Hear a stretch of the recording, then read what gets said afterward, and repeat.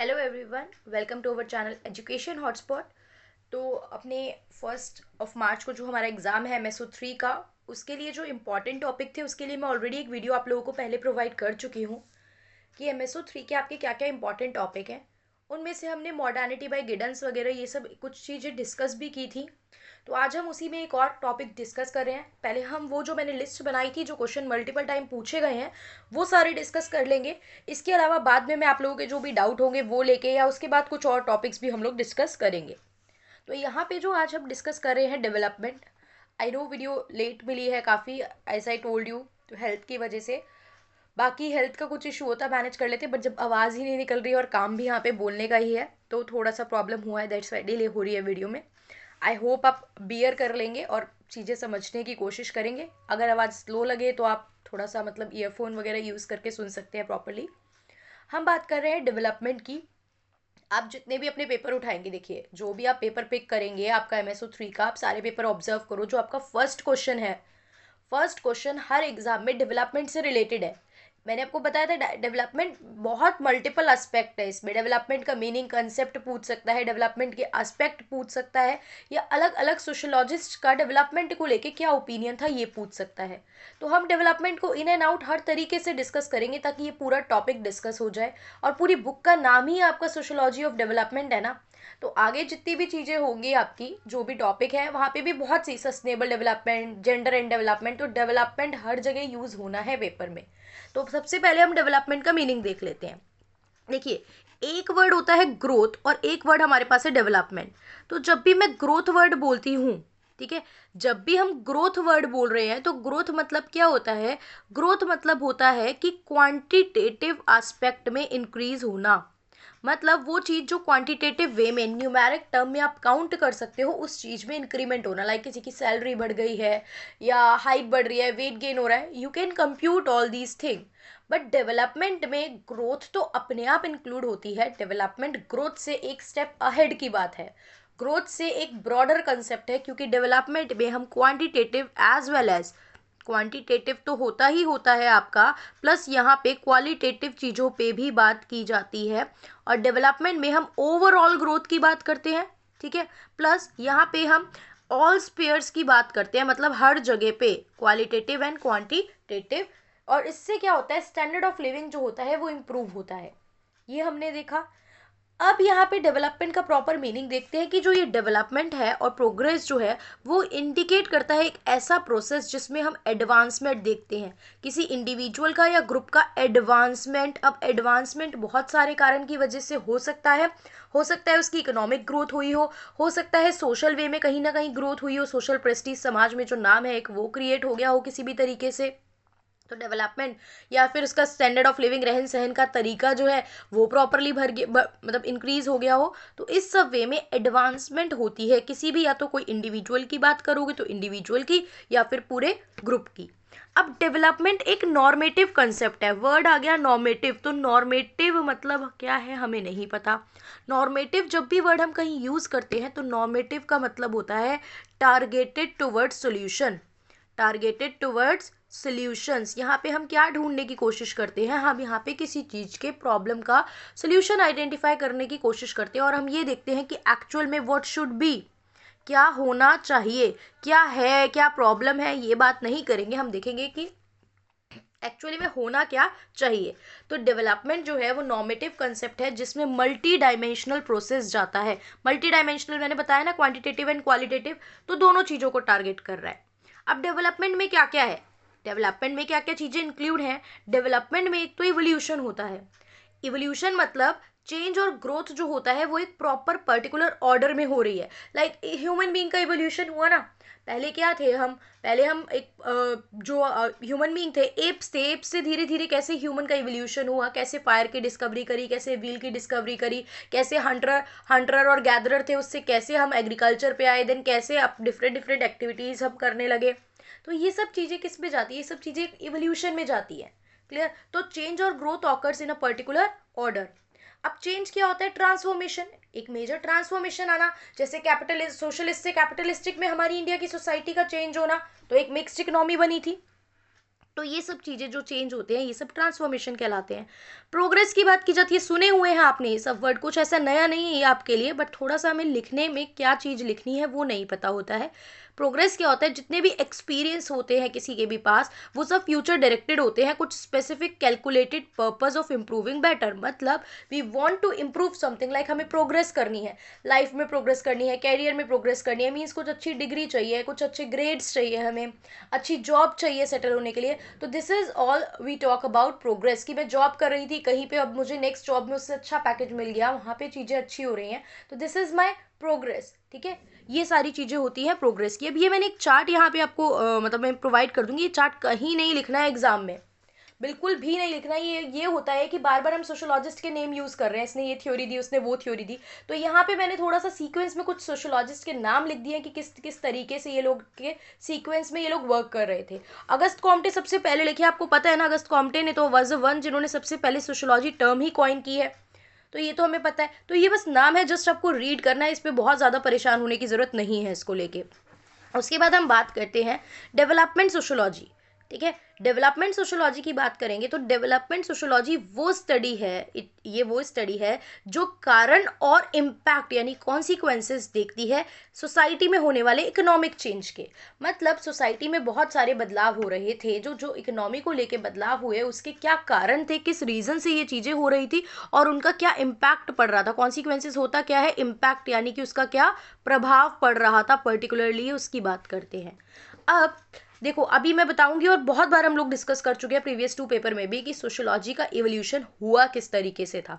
ठीक है, अब 4 थ्योरीज ऑफ डेवलपमेंट की बात करते हैं तो एक तो यहाँ पे मॉडर्नाइजेशन आ जाता है, हम देखेंगे मॉडर्नाइजेशन और डेवलपमेंट किस तरीके से लिंक है। ठीक है, फिर डिपेंडेंसी आ जाती है, वर्ल्ड में डिफरेंट डिफरेंट सिस्टम आ जाते हैं और आपका ग्लोबलाइजेशन का कंसेप्ट आ जाता है। अब ये जो टर्म थी आपको बताया मैंने अभी, अगस्त कॉम्टे ने कॉइन करी थी 1838 में, और अगस्त कॉम्टे को हम क्या बोलते हैं, फादर ऑफ सोशोलॉजी भी बोलते हैं। अब वो क्या फैक्टर थे जिससे सोशोलॉजी डेवलप हुई, डेवलपमेंट ऑफ सोशोलॉजी की बात करो, सोशोलॉजी जो थी इवॉल्व कैसे हुई मैं बात करूँ, तो उस समय पे इकोनॉमी में यूरोप वाले एरिया में हम देखते थे एनलाइटनमेंट का कंसेप्ट था। एनलाइटनमेंट मतलब होता है साइंटिफिक एंड रेशनल थिंकिंग लोगों में आ रही थी। Law of 3 stages her paper में बात की है, यहाँ नहीं बता रही हूँ मैं आपको। ठीक है, साइंटिफिक एंड रेशनल थिंकिंग आ गई थी लोगों में, इंडस्ट्रियलाइजेशन आ रहा था, मतलब इंडस्ट्री स्टैब्लिश हो रही थी, तो लोग वर्किंग को लेके यहाँ पे चीज़ें चेंज हो रही थी।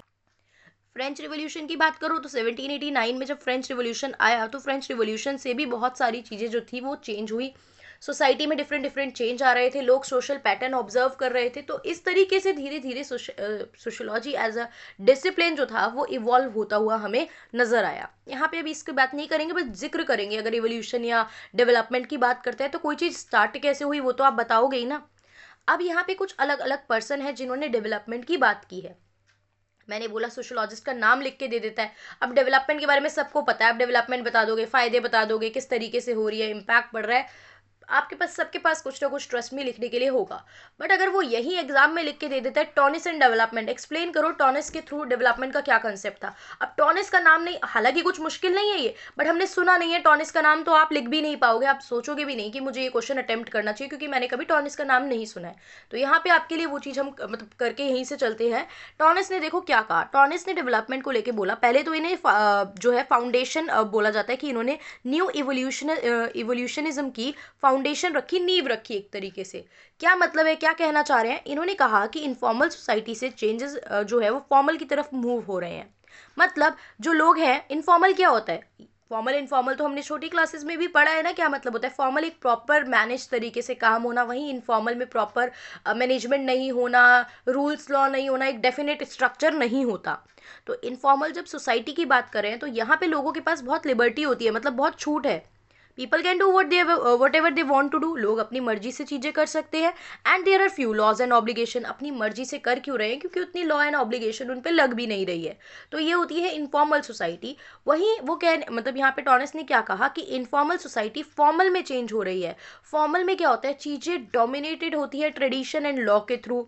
उसके बाद लोग जो होते हैं, जैसे यहाँ पे लिबर्टी थी, यहाँ पे लिबर्टी नहीं होती, यहाँ पे पीपल को क्या किया जाता है, रिस्ट्रिक्ट किया जाता है from acting as they wish, जैसा वो करना चाहते हैं वैसा उन्हें करने नहीं दिया जाता। अब दोनों सोसाइटी के अपने अपने फायदे नुकसान है, फायदे नुकसान we are not discussing here, but दोनों के अपने अपने फ़ायदे और अपने अपने नुकसान हैं। उसके बाद टॉनिस ये कहते हैं कि यहाँ पे जो है ना आपकी डिफरेंट डिफरेंट सोसाइटी है, छोटे छोटे ग्रुप बने हुए हैं, जैसे मान लो स्टेट्स हैं अलग अलग, कंट्रीज है अलग अलग। तो यहाँ पे वो कहते हैं कि there is a tendency of standardization and unification. आपकी जो ये छोटी छोटी सोसाइटी हैं, जो डिफरेंट कास्ट या जोग्राफिकल बाउंड्री, रिलीजन, कल्चर किसी भी बेसिस पे बैठी हुई हैं, इनको हम एक सिंगल कंबाइंड भी कर सकते हैं। ठीक है, एक सिंगल फॉर्म में भी चेंज हो सकती है। और यही कंसेप्ट जो टोनिस ने उस समय पे बोला था, हम बाद में या आज की डेट में इसको किस नाम से जानते हैं, ग्लोबलाइजेशन को।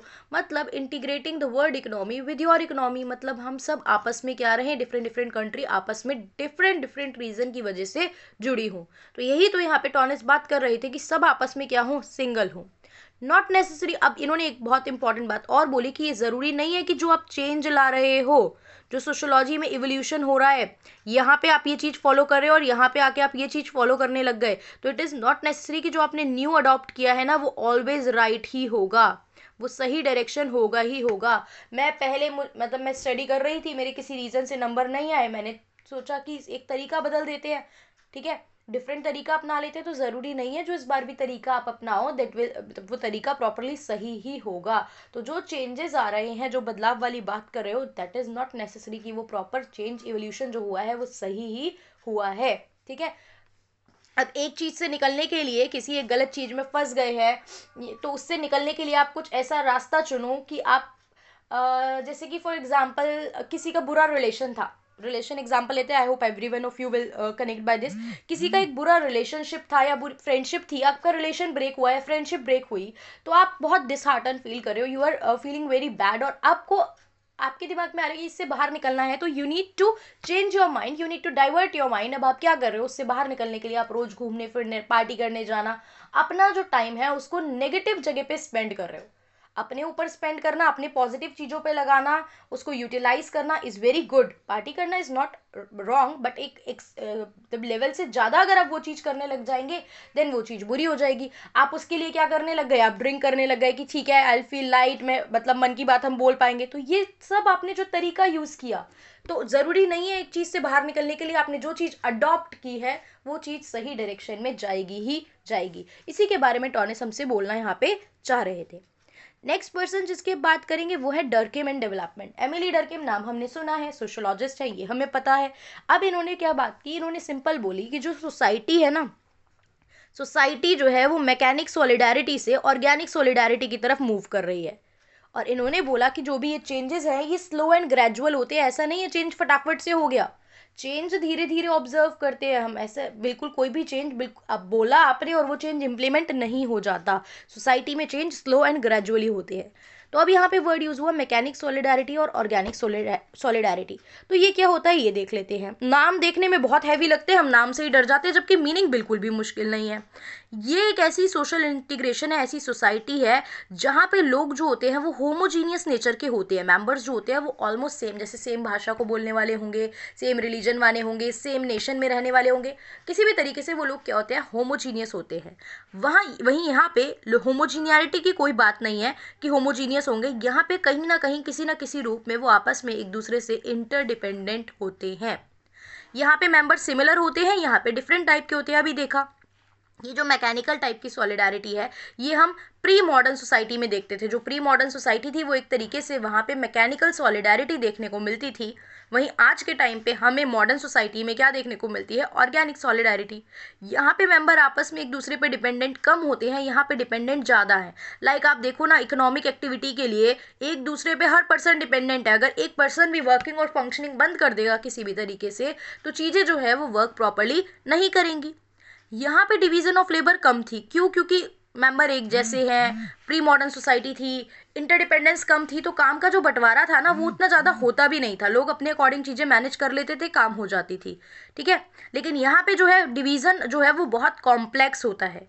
जो डिवीज़न ऑफ लेबर है, क्योंकि इतने सारे लोग हैं, सब अलग अलग नेचर के, सब हेट्रोजीनियस है, तो जो काम का बंटवारा होता है, डिवीज़न ऑफ लेबर होता है, that is very complex in this kind of society जो हम आज की डेट में देख रहे हैं। तो ये हमने डेवलपमेंट और उसके अलावा कुछ सोशोलॉजिस्ट के अकॉर्डिंग डेवलपमेंट का कंसेप्ट देखा है। अभी और सोशोलॉजिस्ट भी है इसमें जो हमें कवर करने हैं, दैट आई विल कवर। अभी देखते हैं कि अगला टॉपिक हम क्या पिक करते हैं, इसी को आगे कंटिन्यू कर लेंगे या फिर कोई और टॉपिक हम लेके उसको कवर अप करेंगे। So just wait for the next video till